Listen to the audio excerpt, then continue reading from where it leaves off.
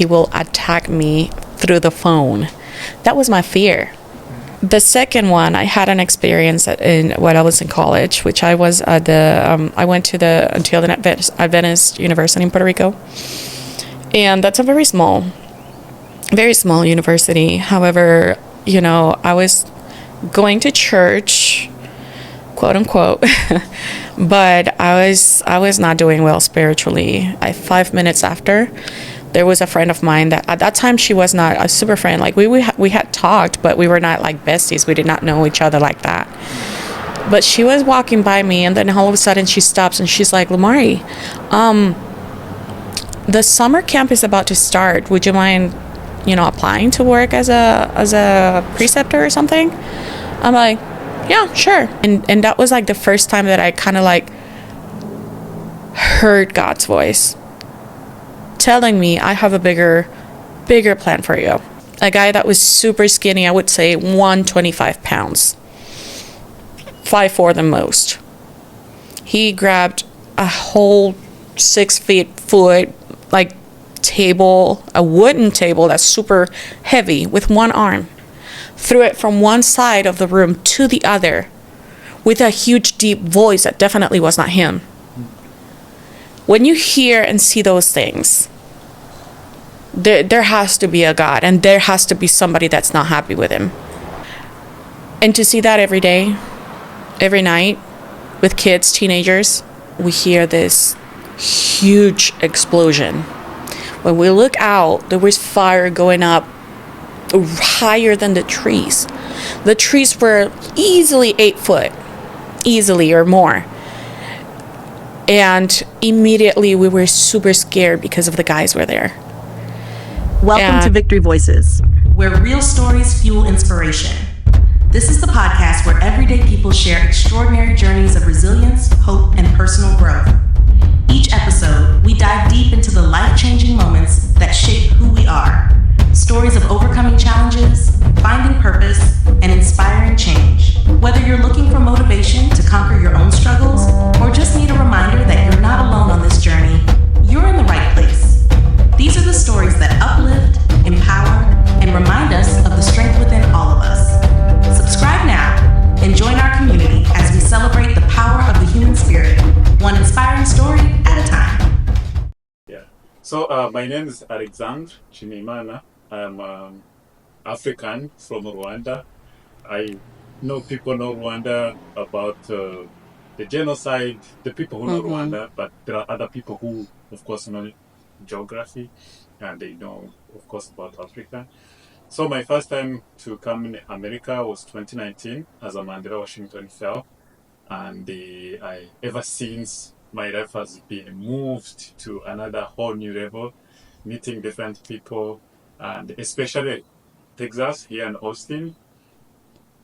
For me, I found another small home. I would say a second home. Yeah. Because people are so lovely.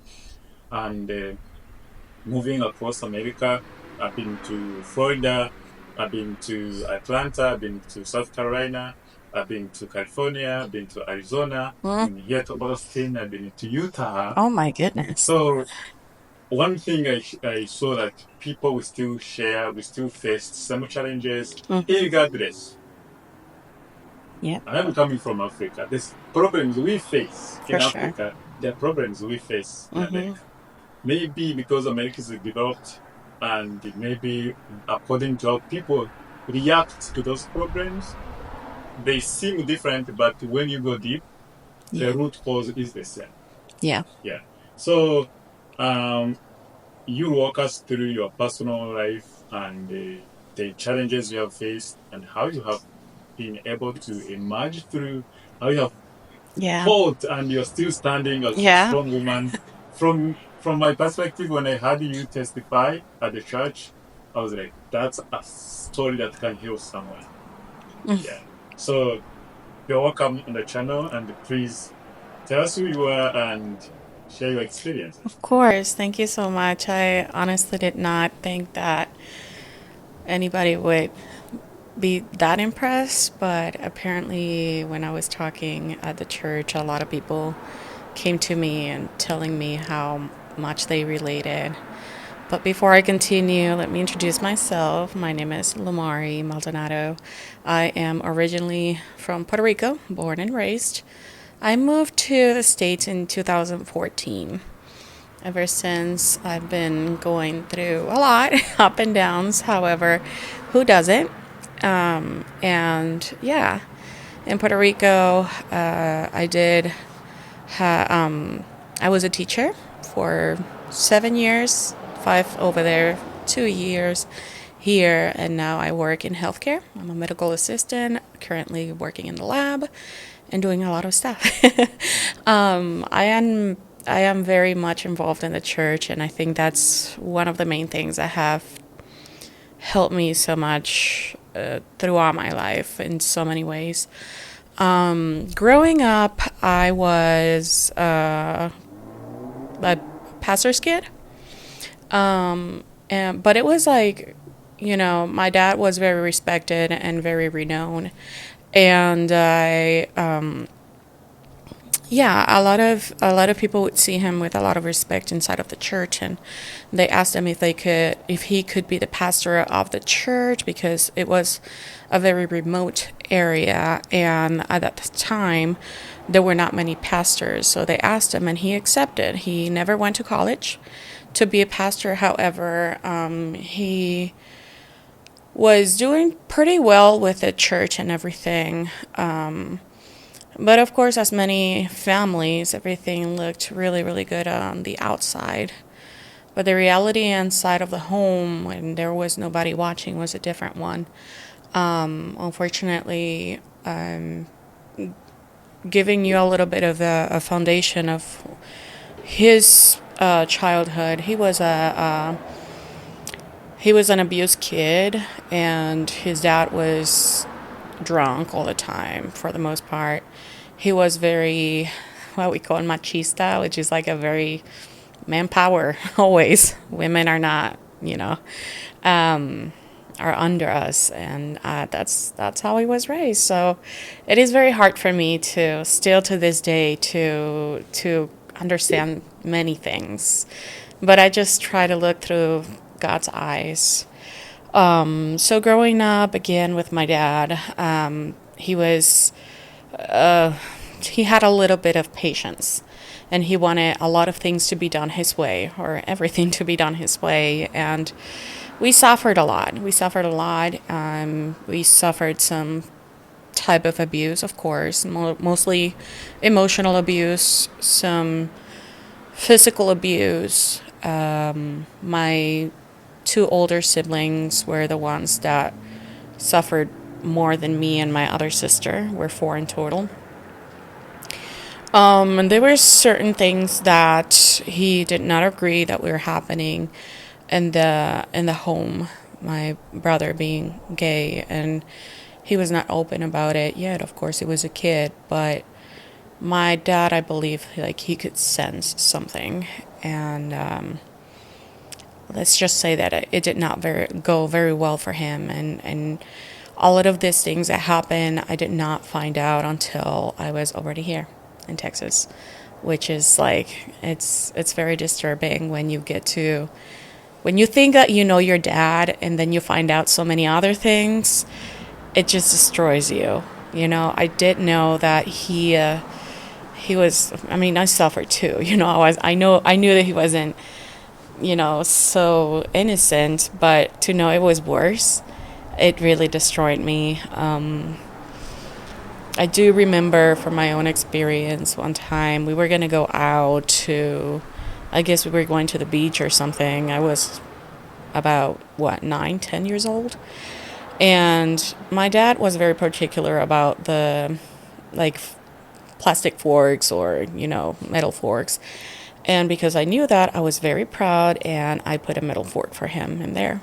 And I was so happy, and I was so excited about it. I was like, oh, my dad is going to be happy with me because I'm going to put something that he likes, before he even tells me. However, the fork that I chose was the incorrect one. So he, the way that he reacted, it really took me, I was so confused. He grabbed me by my shoulders and he started shaking me dramatically and started yelling at me like so close to my face. And I don't even remember what he was saying, but I couldn't understand why he was so upset because of one fork. Of course, my mom, of course, being the wife, she would receive a lot of that, mostly mental, emotional abuse. So she was scared. She was right there seeing, but you could see that terrified face that she had. And I would ask her like, mom, like do something. And I would tell him like, Dad, you're abusing me. Like you need to stop. I'm going to call the cops or something. But he didn't, it was like he had something in his ears that he couldn't hear. He couldn't listen what we were trying to say. And to me, that was so bad. I was so bad. And he was just in the verge of hitting me in my face. And that really marked me because he had never done something like that before, like so physically disturbing to me. That was like the first time that he did something like that. Of course, there were other occurrences, but being the first one, that really marked me, and that kind of like after that day, I started to see my dad in a different way. And I started to get very protective. I'm the baby of the family. However, I have a very like people that I love, I'm going to protect them. So I started confronting my dad, and I started being upfront with him. Like if he was angry, I would respond back at him. If I knew that he was not right, I would tell him back. My mom will be after me all the time. He's gonna hit you in the face. You need to stop. You need to just let it go. Just stay silent. And I'm like, no, I'm not. I'm not gonna let that happen. If he wants to touch me one more time or anything, well, he'll know. He'll know I'm not okay with him. And I kind of started building this shield in me. But at the same time, it was such a big confusion because I was so attached to him. I was daddy's girl, but at the same time, it was so confusing to me growing up. And I did get to see some, situations with my older sister after she grew up and she left for college. And one time she had to come back and move in again. And I don't know what was going on, but I saw that they started arguing, and he, in front of everybody, he hit her in the face. And to me, I was shook. My sister immediately yelled back at him, got in her car, and she left, and she never came back after that. Of course, she did not disconnect from us, but she didn't want to be in the house anymore. There were so many occurrences, but I think the most that we suffered was like that emotional abuse, which is like, I believe it's the worst because the physical things, they go back to normal. The mental, emotional battle that you have after all that, it really digs deep. And it can cause so many issues that to this day, I still have so many issues. Like I can be a social butterfly, but in so many other aspects in my life, I'm scared to death just because I still have that trauma hitting me all the time, and sometimes it paralyzes me. Moving back here to the States, it gave me a little bit of not kind of like freedom, a little bit of freedom because I was away.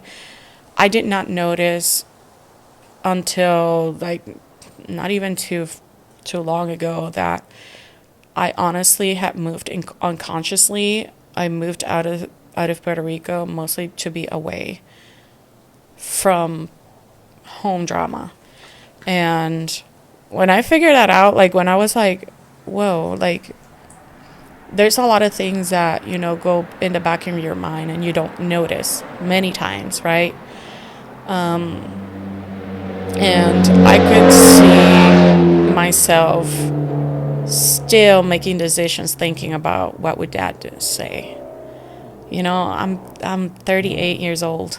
38, and I'm still until like I want to say until this year. It wasn't this year I really came to notice and find out many things, many traumas that were stored in my mind that I did not know about.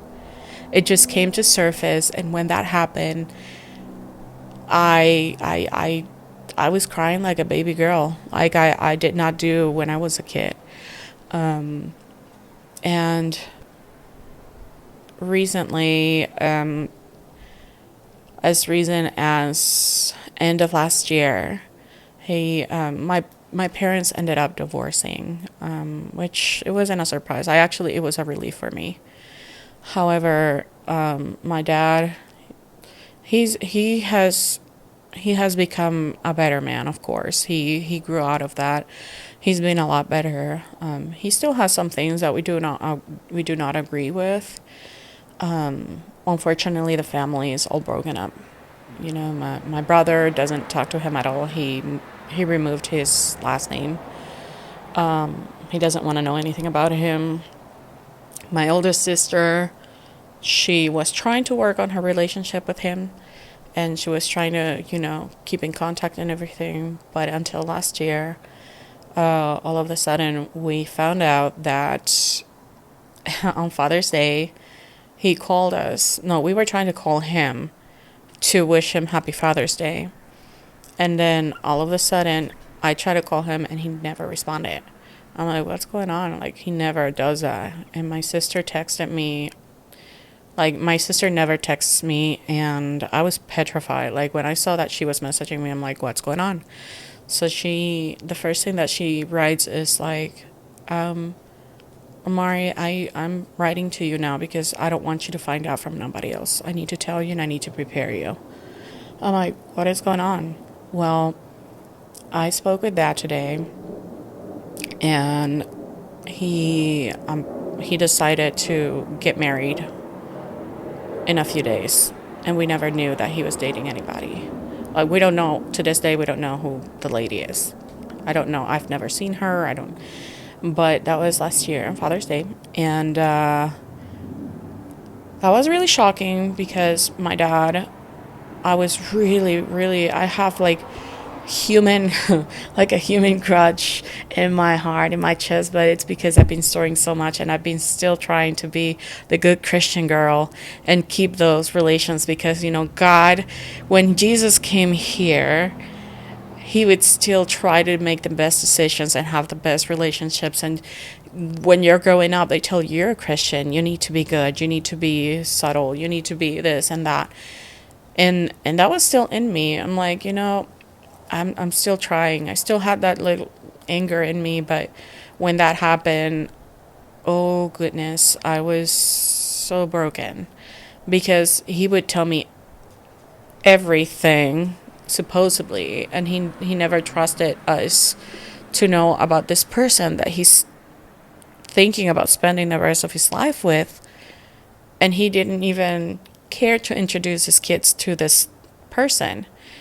And then he was asking my mom for her share of the house when they broke up, and it was so much going on. It was so disturbing, and it looked like my dad was wanting to get all the things that will belong to us, right after like inheritance, and that really messed me up. I stopped talking to my dad for about half a year. But I was praying a lot. But at the same time, I was so broken. I stopped going to church. I stopped so many things because I was really trying to keep a good relationship with this man that I don't even know anymore. Like, all the things that I've been finding out through the years, even until now, and he decides to do something like this, excluding who is supposed to be the most important part of his life, right?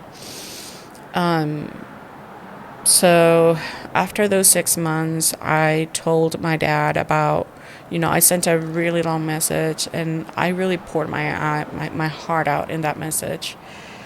And the way that he responded was still about him. And that really broke me. I was like, he hasn't changed. However, that kind of opened my eyes, and I was like, you know what?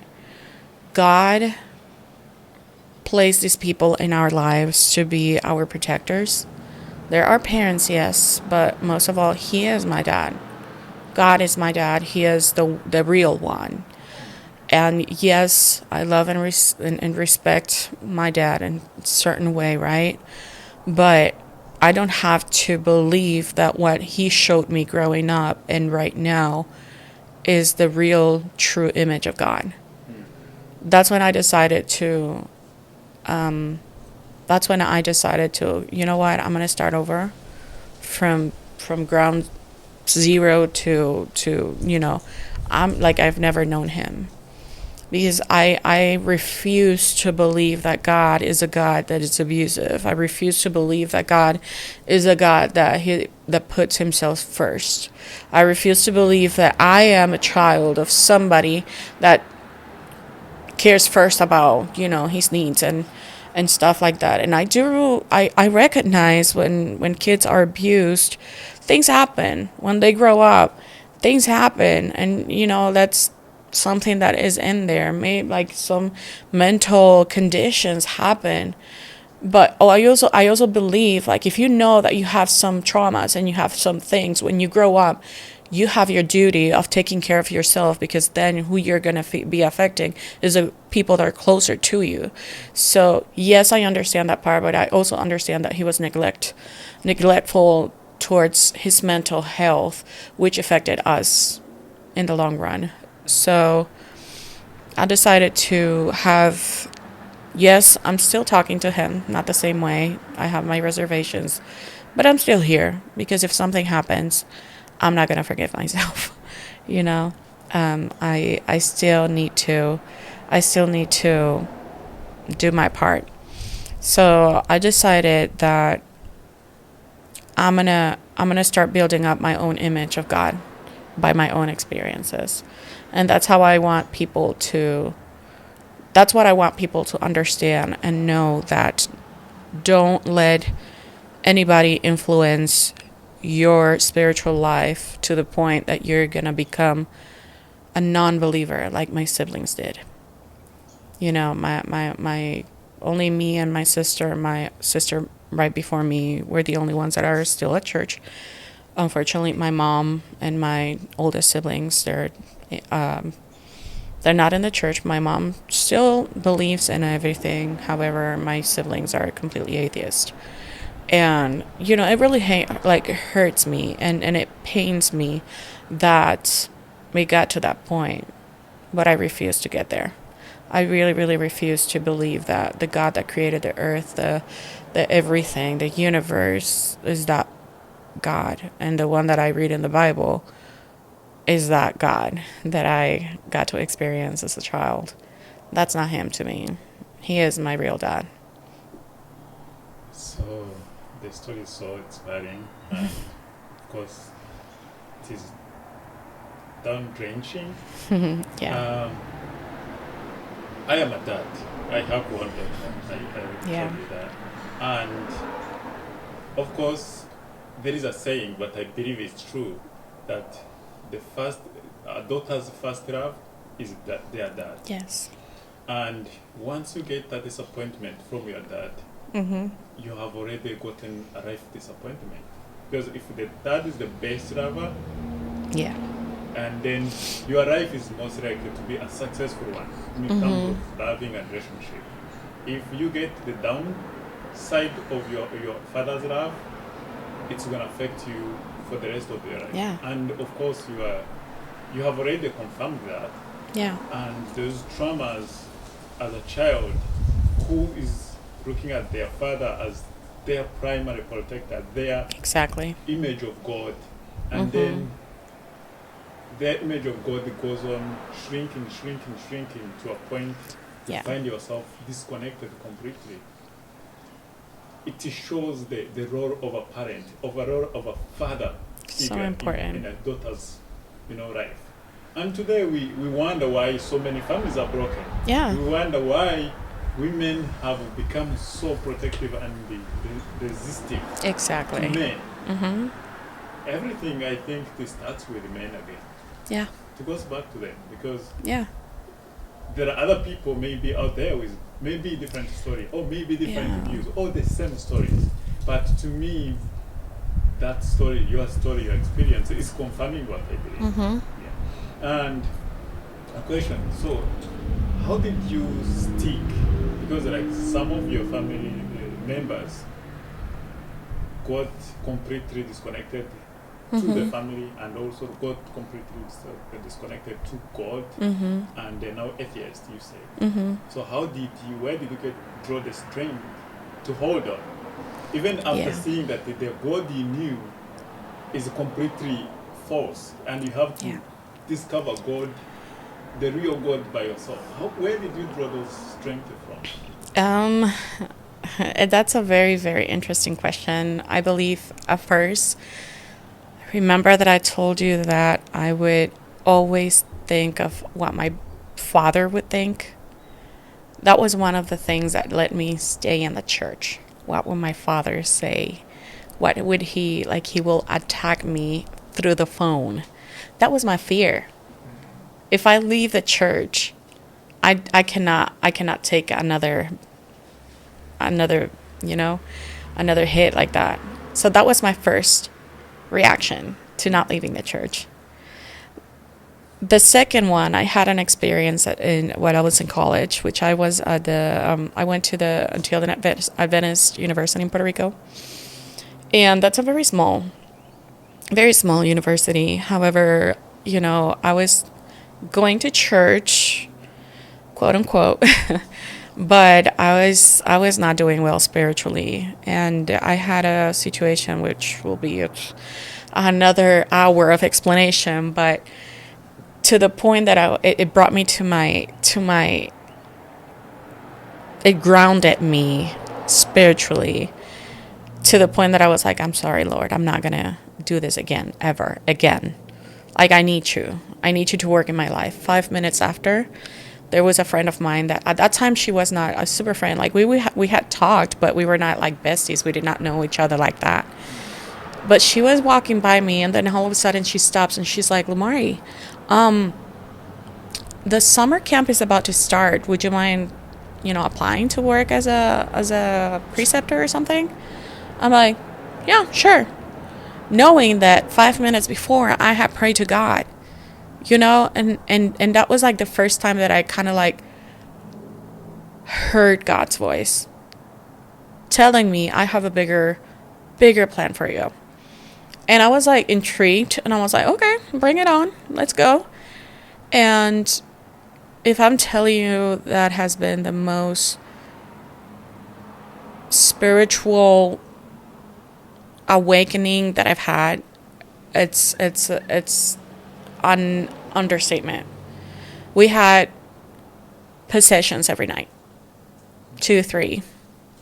A guy that was super skinny, I would say 125 pounds, 5'4" the most. He grabbed a whole 6 foot like table, a wooden table that's super heavy with one arm, threw it from one side of the room to the other with a huge deep voice that definitely was not him. When you hear and see those things, there has to be a God, and there has to be somebody that's not happy with him. And that those things are happening because God is moving. And to see that every day, every night, with kids, teenagers, the last night of the week of each camp, we were there for a month, every Friday we would have a bonfire. And we would have, how do you call it? I'm sorry. Translation from Spanish to English is hard sometimes. Holy Communion. So one of those times, we were having the Holy Communion while some of the staff members were preparing the bonfire. And we were praying, and all of a sudden, we hear this huge explosion.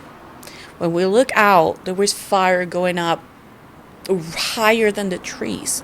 The trees were easily 8 foot, easily or more.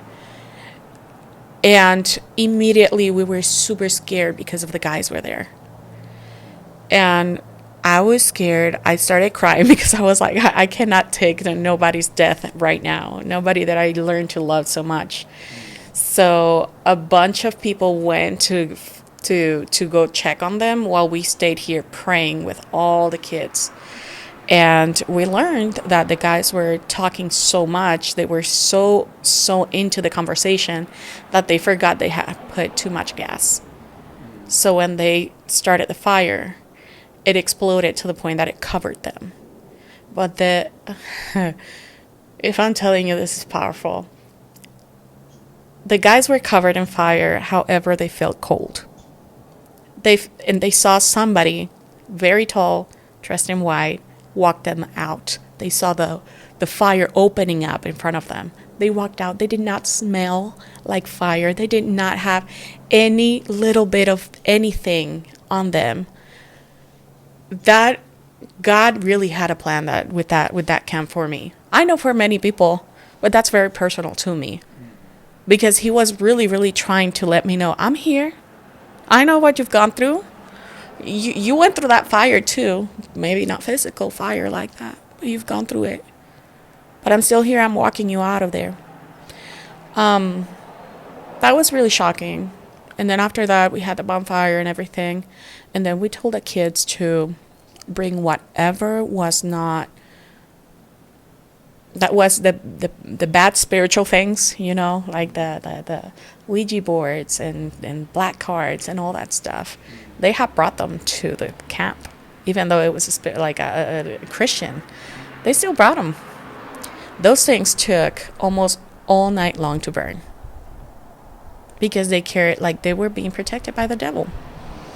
But at the end, they still got burned. It may take some time, but they still got burned. It's those things taught me so much more. And I think after that camp, that's when I was like, I want to learn more about this, the new image of God that I have now. This is the real one. So I think that was like God had to hit me spiritually that way for me to be able to kind of like, okay, yeah, I'm sorry, So yeah, that's basically the start of it all. Wow. That's person to person experience. Yeah.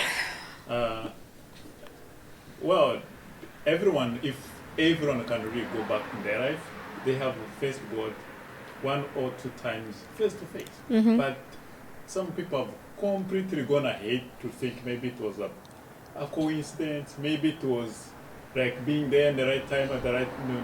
Like people still want to believe there is no God, or some people have really like thought God no longer works like he used to do. But I still see him. If you look around, yes, you can just tell. But so the story, I can tell you have a lot to share, but we're trying to keep everything. No, it's too much. Yeah. But what do you think the young people out there who are trying to seek God, who feel they are so disconnected, should they take the first step towards finding God, or should they wait for God to find them? Because some people think that if God is that strong, why can't he come to help me? Or then they're like, where should I go to find God? Because all the churches have become businesses now. Some people, they don't agree with some stuff that happened in the church. Like you, you were in a position where you tried to disbelieve it. My father is a pastor. He's supposed to be the example for the people. Yes. And he's doing completely opposite. So there are people who really have a disbelief in the church leaders. because of the way they have treated them or others, and they have completely lost hope. Yeah. So where do you think we should press those people in? Do they wait for the God to act? Should they go? I love that question, because I have a couple of things, a couple of scenarios, right? I have always thought that, God does his part, but you also have your part to do. So God has 50 and you have 50. He's never going to push himself onto you, because that's part of the free will that he gifted us, right? So you need to show him. It's just like in a relationship. How are you going to, if you like someone, you have to tell them, right? If you want to be with someone, you have to do something about it, right? So if you're a little curious about God, let him know. If you're mad at God for some reason, that probably not his fault, Just tell him too. Whatever you have to, just tell him. At some point, he's going to show himself in the perfect way that he needs to show you, and you only. Being a pastor's daughter, I understand that a lot of pastors' kids, they go through a lot. They're being looked at with a different lens. They're supposed to be the pastor's kid, the example. That's way too much weight for kids, that they did not decide to be the kids of the pastor. They need to be seen as the same kid. And for those that are pastor's kid, do not let anybody influence your experience with God. You are your own person, and if your dad is a pastor, your dad is the pastor. You have your own experiences, so you try to make your story your own. Don't let anybody write your story, or diffuse, or I don't know. Don't let anybody take advantage of your label. And for those that are not, that have other reasons to be away, this world has so much that has been influenced by the devil, because we are in the last days. Yeah. And it is so colorful out there. It is so beautiful. Oh, but this is so much fun. Or but this is so much appealing. But is that going to take you to heaven? Is that going to save your soul?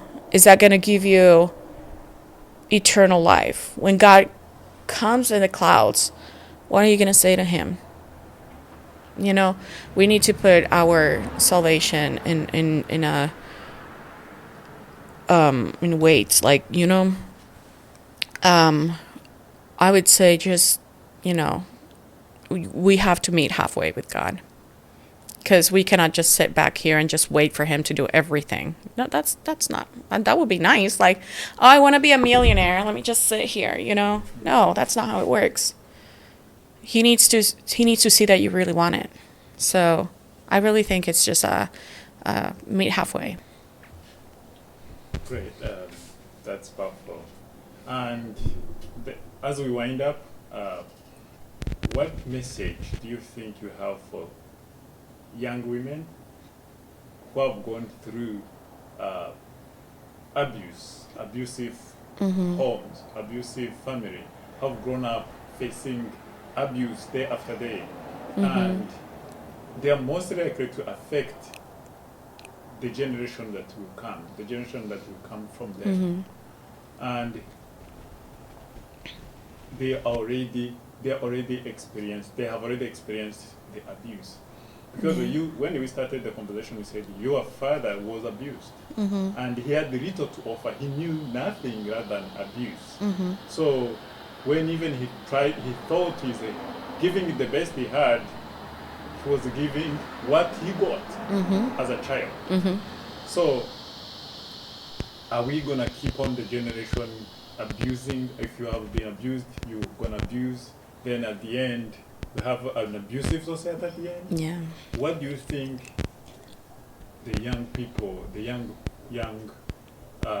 females who have gone through abusive homes, what do you think they should do in order to just put at least a full stop Yeah. or to cut halfway when they go in new relationships, when they start their own families. They should not carry their past to the new relationship.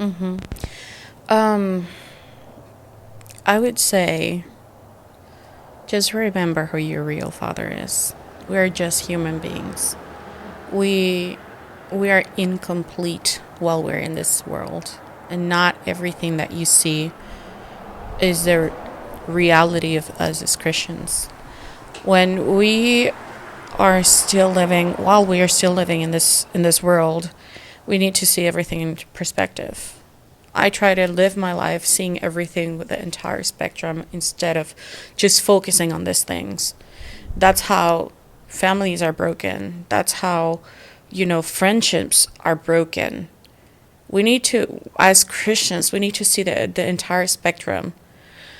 Not everything is how it looks like, and that's why we need to be connected with God. Pray, stay connected with God through the Bible studies, go to church, meet with other younger adults, share your experience, talk to somebody that you trust.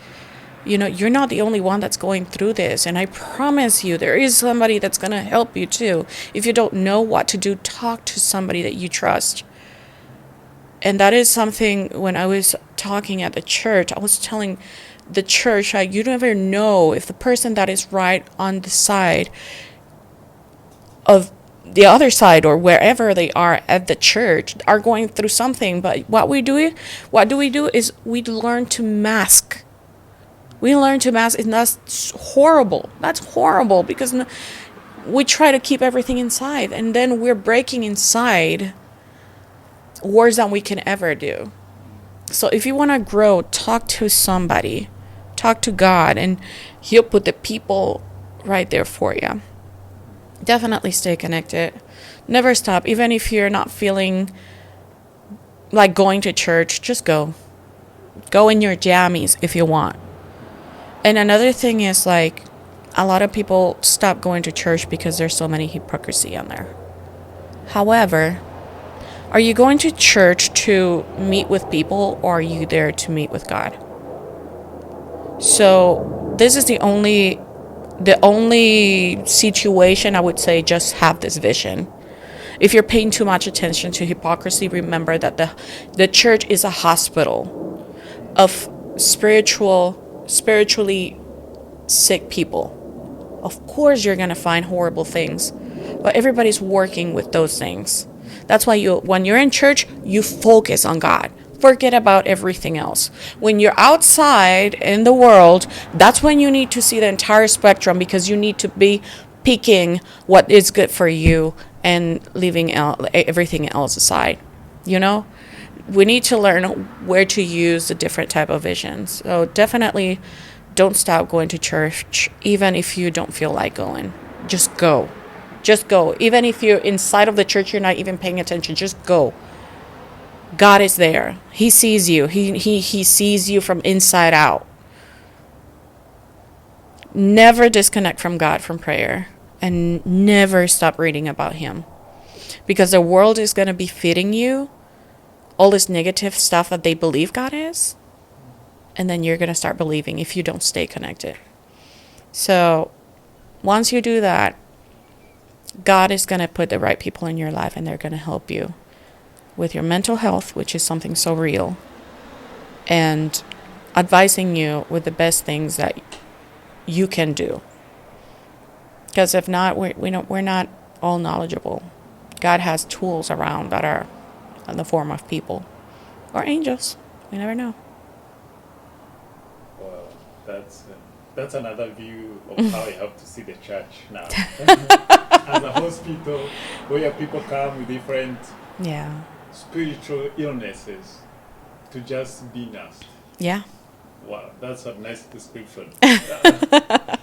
And as we wind up again, if you were to give a nice advice to young men out there who are trying to maybe select a woman, who are trying to build up a family, who are, excited to start their families, and of course, it's a long ride, and it's not gonna finish No. until you die.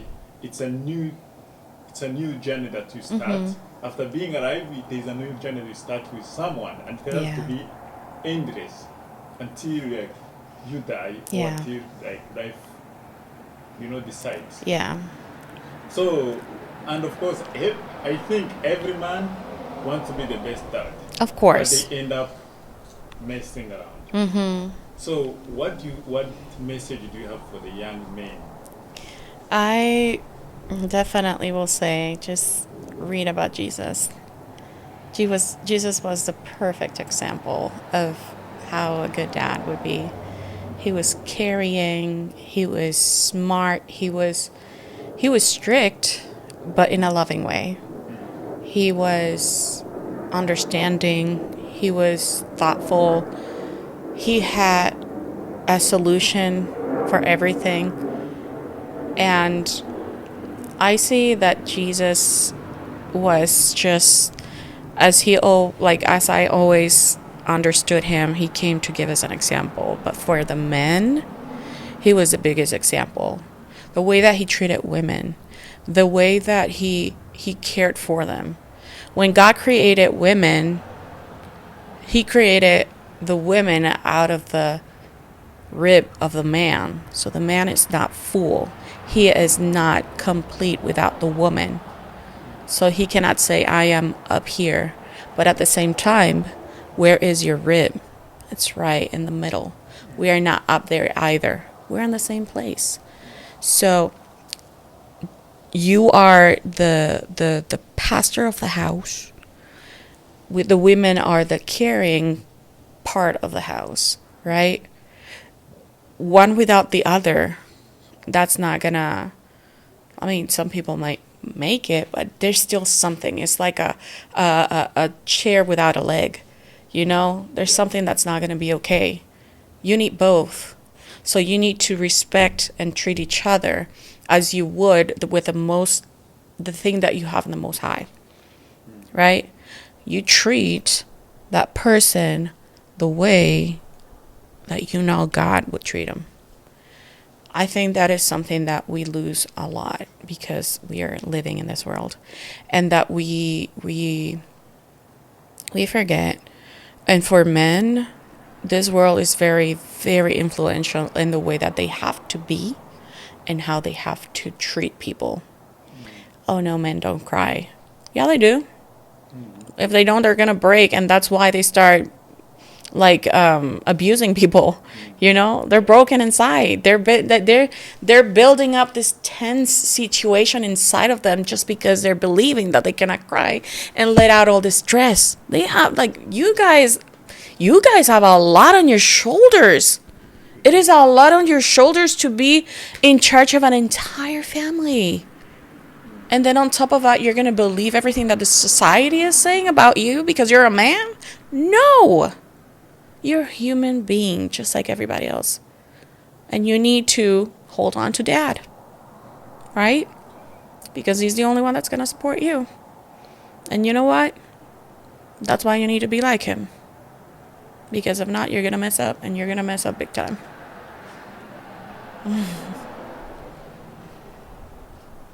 Thank you so much. That was really, really impressive. I'm inspired, and I learned a lot from sharing with you. No, thank you. And